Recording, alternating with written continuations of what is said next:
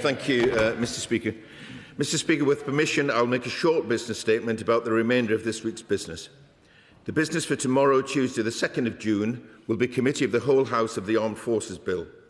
The business for Wednesday the 3rd of June will be a general debate on the Government's response to the humble address on the appointment of Lord Mandelson.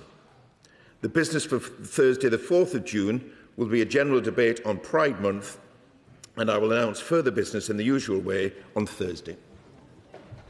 Shadow Leader of the House, Jessie Norman. Thank you very much indeed, Mr Speaker, and I thank the Leader very much for that business update and also for the news of the debate on Wednesday. That will be an opportunity for backbench members to put debates and matters into the record.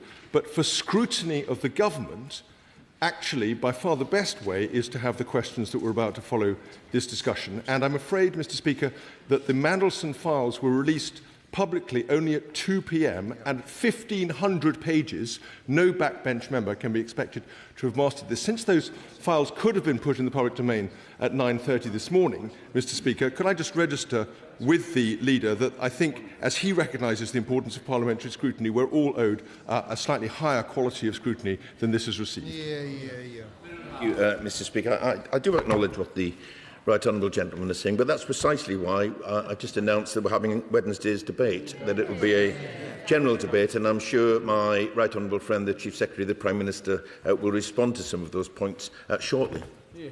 Liberal Democrat spokesperson. Thank you, Mr Speaker. I rise only really to pass on the frustrations from these benches and from my residents that the important legislation planned for Wednesday will now be delayed, and that the incredibly important improvements to rail services that our residents are calling out for will be further delayed again.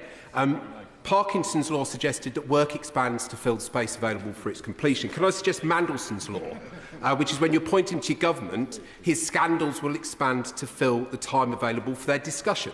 Can I ask the Minister whether he agrees that this scandal will be the defining legacy of the Starmer Premiership and shows clearly how the change and service agenda promised after the scandal and sleaze of the last Tory government were as empty words as suggesting that proper process was followed in his appointment?